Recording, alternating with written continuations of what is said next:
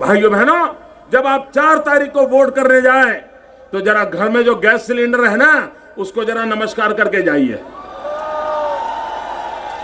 Gas cylinder छीन लिए इन लोगों ने और गैस जिस प्रकार से महंगा कर दिया है, याद करके जाइए।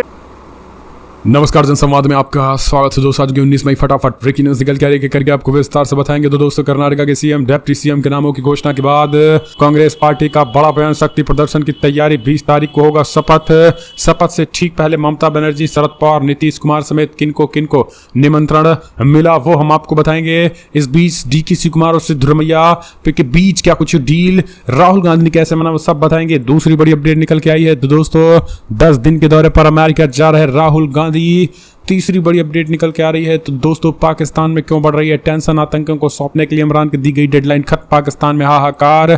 चौथी बड़ी अपडेट निकल के द केरला स्टोरी पर बैन हटा, लेकिन सुप्रीम कोर्ट ने इस फिल्म को झूठा बताया, कहा एक काल्पनिक घटना। जी हां, सुप्रीम कोर्ट ने भी पूरी तरीके से झूठा बताया, कहानी ही बताया। इसके बारे में आपको बताऊंगा। इस बीच बड़ी खबर निकल के आई है, जहां पहलवान खिलाड़ियों ने बड़ा ऐलान कर दिया है, उत्पीड़न के सबूत मांगने पर भड़क गई हैं। बिग ब्रेकिंग, पहलवानों के समर्थन में कई आए, वो भी बताएंगे।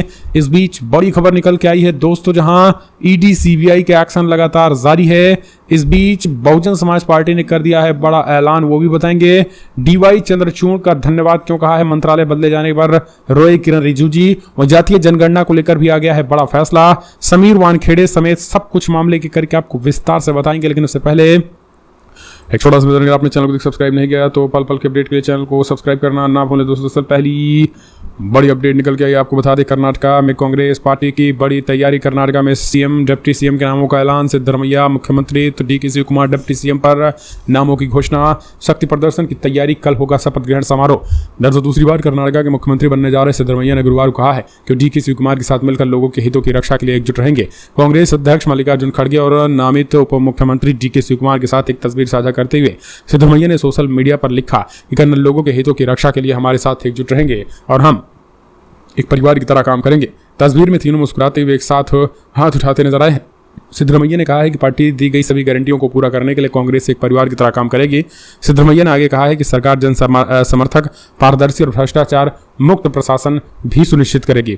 इतना ही नहीं, कांग्रेस पार्टी ने पूरी तैयारी कर रखी है। कांग्रेस पार्टी अब कल शपथ ग्रहण समारोह से ठीक पहले ममता बनर्जी, शरद पवार, नीतीश कुमार और कर्नाटका सीएम के शपथ ग्रहण समारोह में कई नामी गुनामी हस्तियां शामिल होने वाली हैं। इस बीच खबर यह भी है कि इस पूरे के दौरान जो है वो जी परमेश्वर, एमबी पाटिल, प्रियांक खड़गे समेत मंत्रिमंडल की भी लगभग चर्चा पूरी हो चुकी है। एक लिस्ट तैयार हो रही है जिनमें कर्नाटका सरकार में 32 से 33 मंत्री बनने हैं, जिनमें से कुछ मंत्रियों के नाम सामने हैं। और सिद्धरमैया की सरकार में जी परमेश्वर, एमबी पाटिल, केगे जॉर्ज, प्रियांक खड़गे, बी आर रेड्डी, रूपा शशिधर, ईश्वर खड़गे, अमीर अहमद, तनवीर सैफी समेत कई नाम जो है वो शामिल हैं। तो पूरी तैयारी और कल शक्ति प्रदर्शन की तैयारी, विपक्ष को एकजुट करने की भी तैयारी दिख रही है। अगली एक और अपडेट निकल के आई है दोस्तों, बिग ब्रेकिंग, आपको बता दें, जहां राहुल गांधी जा रहे हैं अमेरिका 10 दिन के दौरे पर। 500 प्रवासी भारतीयों से मिलकर न्यूयॉर्क में करेंगे रैली। कांग्रेस नेता और पूर्व सांसद राहुल गांधी 31 मई को 10 दिनों के लिए अमेरिका दौरे पर जाएंगे। सूत्रों के अनुसार राहुल 4 जून को न्यूयॉर्क के मेडिसन स्क्वायर गार्डन में लगभग 5000 प्रवासी भारतीयों के साथ रैली करेंगे। इसके अलावा वो पैनल, चर्चा और भाषण के लिए वाशिंगटन और कैलिफोर्निया के स्टैनफोर्ड यूनिवर्सिटी भी जाएंगे।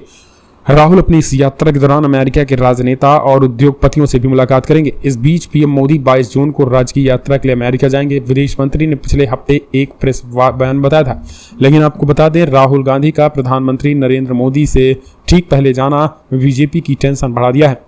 भाजपाइयों को अब यह समझ नहीं आ रहा है कि कहीं फिर हमारी कुल बैठी बैठाई पोल न खोल दें। एक और अपडेट, पाकिस्तान में टेंशन बढ़ी, आतंकियों को सौंपने के लिए इमरान को दी गई डेडलाइन खत्म होगी। आर पार की तैयारी। जी हां, बिग ब्रेकिंग, पाकिस्तान गृह युद्ध की चपेट में। इमरान खान गिरफ्तारी के चलते पिछले दिनों पाकिस्तान में जमकर हिंसा हुई। इमरान सहित उनकी पार्टी पीटीआई कार्यकर्ताओं की धरपकड़ की कोशिश हो रही है। कई लोगों को गिरफ्तार किया गया जा चुका है, जिसमें पाकिस्तान में टेंशन बढ़ चुकी है। इमरान खान अपने जमान खान वाले घर से मौजूद हैं और आसपास बड़ी संख्या में पुलिस बल तैनात। और पंजाब सरकार की बात करें तो पंजाब सरकार की ओर से जारी आतंकियों की सौंपने वाली लिस्ट जो है वो पूरी तरीके से डेडलाइन खत्म हो चुकी है। शहबाज सरकार इमरान के बीच आर पार की जंग है। पाकिस्तान के पूर्व प्रधानमंत्री इमरान खान का कहना है कि ये हमारी हत्या करना चाहते हैं। अगली एक और अपडेट निकल के आई है तो दोस्तों, बिग ब्रेकिंग, जहां सिर्फ जेपीसी ही से ही उजागर हो सकती है अडानी घोटाले की पूरी सच्चाई। जयराम रमेश ने मोदी सरकार पर बोला बड़ा हमला। सुप्रीम कोर्ट ने बुधवार को मार्केट वॉचडॉग सेबी को अडानी हिंडनबर्ग विवाद की अपनी जांच पर अगस्त में निश्चित रिपोर्ट पेश करने के लिए कहा है।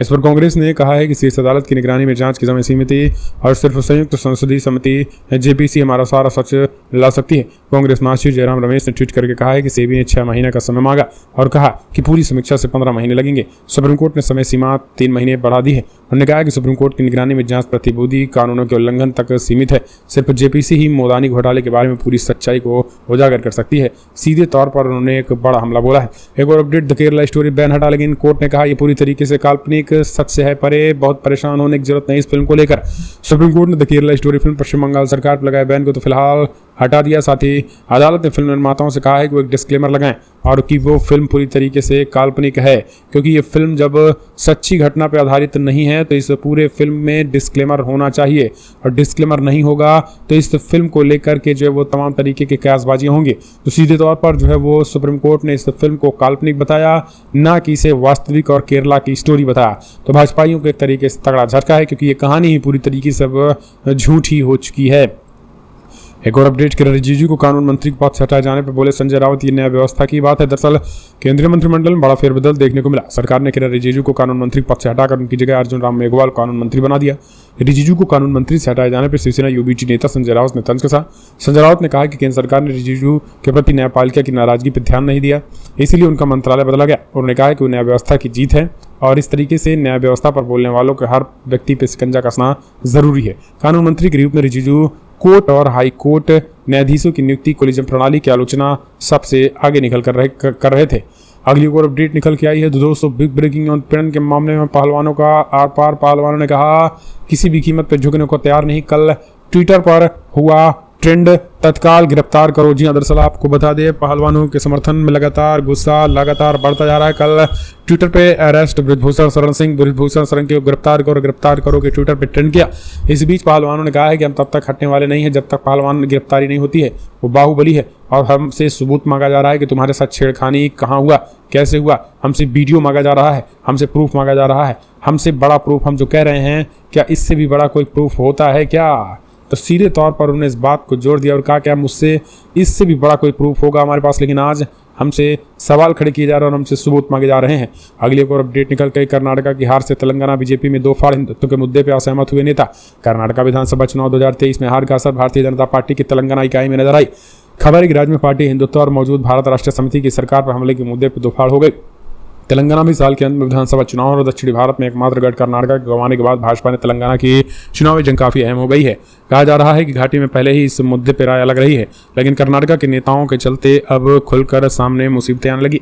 एक और जहां तेलंगाना भाजपा के प्रमुख डी बंजी संजय समर्थक मानते हैं कि पार्टी को हिंदुत्व के मुद्दे पर ही जोर देना चाहिए, तो वहीं दूसरे समूह के में शामिल नेताओं का मानना है कि पार्टी के मुख्यमंत्री के चंद्रशेखर राव और उनकी पार्टी के असफल वादों को लेकर घेरना चाहिए। तो सीधे तौर पर उन्होंने इस बात पर हमला किया, यानी एक तरीके से अब हिंदुत्व का मुद्दा जो उठ रहा था वो सब अब शांत होने वाला, क्योंकि कर्नाटका में जिस तरीके की हार हुई तो ये कर्नाटका में हार नहीं बल्कि सीधे तौर पर राज्यसभा में भी सीटें कम होगी और लोकसभा में भी 21 सीटें जो है वो 21 सीटों पर कांग्रेस पार्टी की जीत है। तो एक तरीके से कांग्रेस पार्टी के लिए जीत और बीजेपी के लिए तगड़ा झटका है। इस वजह से अब हिंदुत्व के मुद्दे पे बैकफायर हो गए हैं। अगली एक और अपडेट पश्चिम बंगाल से निकल के आ रही है, जहां पर फिर अब द केरला स्टोरी फिल्म को रिलीज करने का आदेश दे दिया सुप्रीम कोर्ट ने। ममता सरकार को लगा करारा झटका। तमाम विवादों में घिरी द केरला स्टोरी फिल्म अब पश्चिम बंगाल में भी रिलीज होने जा रही है। रास्ता साफ हो चुका है, सुप्रीम कोर्ट ने हरी झंडी दिखा दी है। इस फिल्म पर राज्य सरकार द्वारा लगाए गए बैन को कल हटा दिया गया है, यानी अब ये फिल्म पश्चिम बंगाल में भी रिलीज होने जा रही है। सुप्रीम कोर्ट ने कल ही पश्चिम बंगाल में द केरला स्टोरी फिल्म पर लगाए गए बैन के खिलाफ दायर की गई याचिका पर सुनवाई करते हुए जिस तरह से फैन को एक धार्मिक राजनीति से जोड़ा गया था उसे हटाकर अब सुप्रीम कोर्ट ने हरी झंडी दिखाई है। वहीं इससे पहले मामले की सुनवाई के दौरान पश्चिम बंगाल सरकार की ओर से द केरला स्टोरी फिल्म पर बैन लगाने के अपने फैसले को सही ठहराया था। सुप्रीम कोर्ट में दिए हल्फनामे में पश्चिम बंगाल सरकार ने कहा था कि द केरला स्टोरी फिल्म फर्जी फैक्ट पर बेस्ड है और यह एक हेड स्पीच मामले में जाती है जो सांप्रदायिक हिंसा भड़काने में अहम भूमिका निभाने वाली है आने वाले समय में। आपको बताते चलेंगे द केरला स्टोरी फिल्म को रिलीज होने के एक दिन बाद ही पूरी तरह से पूरे इंडिया में ही घमासान मच गया और आपको बताते चलें कि केवल पश्चिम बंगाल में नहीं बल्कि तमिलनाडु में भी फिल्म पर बैन लगाया गया था। अगली एक और अपडेट निकल के आ रही है समीर वानखेड़े की फिर से बढ़ रही है मुसीबतें, साथ में कंपनी की भी उनके बड़ी अपडेट निकल के आ रही है। ड्रग केस में केवल 25 करोड़ नहीं बल्कि किसी की 30 लाख की भी घड़ी चुराए हैं, बड़ी अपडेट निकल के आ रही। मुंबई जोन के नारकोटिक्स कंट्रोल ब्यूरो यानी एनसीबी के प्रमुख समीर वानखेड़े की लगातार मुसीबतें बढ़ती जा रही हैं। एक तरफ जहां शाहरुख खान के बेटे आर्यन खान से संबंधित जबरन वसूलू मामले में सीबीआई ने उन्हें तलब किया है, वहीं दूसरी तरफ एक ब्रिटिश नागरिक ने उन पर चोरी का आरोप लगाया। इंडिया टुडे की रिपोर्ट के मुताबिक आपको बताते चलें कि ड्रग्स बरामद मामले में समीर वानखेड़े ने एक बड़ी सनसनीखेज एक नया मामला निकल के आ रहा है। सनसनीखेज में आरोप लगाया जा रहा है कि एनसीबी के पूर्व अधिकारी ने करीबी सहयोगी और एक खुफिया अधिकारी आशीष रंजन ने हिरासत के दौरान 30 लाख रुपए की एक घड़ी भी चुराई हुई है। पहले तो आर्यन खान का मामला जिसमें 25 करोड़ का मामला है, अब जिस पर सीबीआई उन पर शिकंजा कस रही है, वहीं 22 मई तक उन पर कोर्ट द्वारा गिरफ्तारी पर एक नया मामला निकल के आया। लेकिन इसी बीच एक बड़ी खबर निकल के आ रही है जहां पर उनके ऊपर अब 30 लाख रुपए का एक नया मामला है जिसपे घड़ी चुराए जाने का आरोप लगाया जा रहा है। यानी पहले शाहरुख खान के बेटे ने मुसीबत बढ़ाई, फिर वहीं एक नया मामला आके आया जिसके बीच अब समीर वानखेड़े की और मुसीबतें बढ़ती जा रही हैं। अगली एक और अपडेट निकल के आ रही, जाति जनगणना पर सुप्रीम कोर्ट ने नीतीश सरकार को दिया करारा झटका, हाई कोर्ट के फैसले में दखल देने से कर दिया इनकार, बड़ी अपडेट निकल के आ रही। बिहार में जाति जनगणना पर पटना हाई कोर्ट की ओर से एक नया स्टे और उनके खिलाफ सुप्रीम कोर्ट पहुंची नीतीश सरकार को लगा झटका। शीर्ष अदालत ने इस मामले में सुनवाई करने से इनकार कर दिया और कहा कि यह मामला उच्च न्यायालय से लंबित है, तो फिर सुनवाई क्यों करें।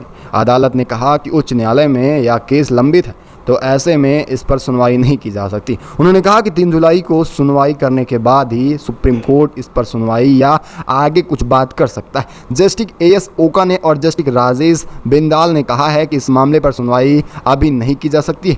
3 जुलाई जब हाई कोर्ट सुनवाई करेगा उसके बाद ही जाति जनगणना पर कोई सुनवाई हो पाएगी। यानी मामला ऐसे निकल के आ रहा है कि हाई कोर्ट में तो सुनवाई हुई नहीं, लेकिन नीतीश चाहते हैं सुप्रीम कोर्ट से सुनवाई कर मामले को रफा दफा कर दिया जाए। अगली एक और अपडेट निकल के आ रही है, जिस टीना डावी की तस्वीर पर बरसते थे लाखों लाइक्स वहीं भड़के हैं हिंदू समुदाय। आखिर क्या कुछ मामला निकल के आ रहा है, बड़ी खबर है। आईएएस अधिकारी और राजस्थान के जैसलमेर की कलेक्टर टीना डावी एक बार फिर सुर्खियों में आई। सोशल मीडिया पर उनकी खूब चर्चा होती रहती है। ट्विटर, फेसबुक और इंस्टाग्राम जैसे सोशल मीडिया पर लाखों फैंस हैं। टीना डावी अचानक हिंदूवादियों के निशाने पर क्यों आ गई? गुरुवार को लगातार दूसरे दिन वह ट्विटर पर टॉप में ट्रेंड करी हैं। अधिकतर लोग उनके इस फैसले से उन पर आलोचना कर रहे हैं। जब पाकिस्तान से कुछ हिंदू बसे हैं भारत में तो उनके घरों को तोड़ा फोड़ा गया, उन्हें हिंदू विरोधी कहा गया। ऐसे में इसको लेकर अब लोग उनकी आलोचना करने लगे हैं। हिंदूवादी नेता और अपने बयानों को लेकर विवादों में रहने वाले संदीप प्राची ने भी टीना डावी पर आक्रोश जाहिर कर दिया। उन्होंने कहा कि हिंदू के खिलाफ ये बातें हो रही हैं, उनके साथ अन्याय किया जा रहा है, उन्हें न्याय मिलना चाहिए। ये केवल और केवल अपनी शक्तियों का गलत इस्तेमाल किया जा रहा है। अगली एक और अपडेट निकल के आ रही है, एक बार फिर सारी पोल खोल कर रख दी कांग्रेस ने अडानी की। आखिर क्या कुछ नया मामला निकल के आ रहा है, बताएंगे इसके बारे में।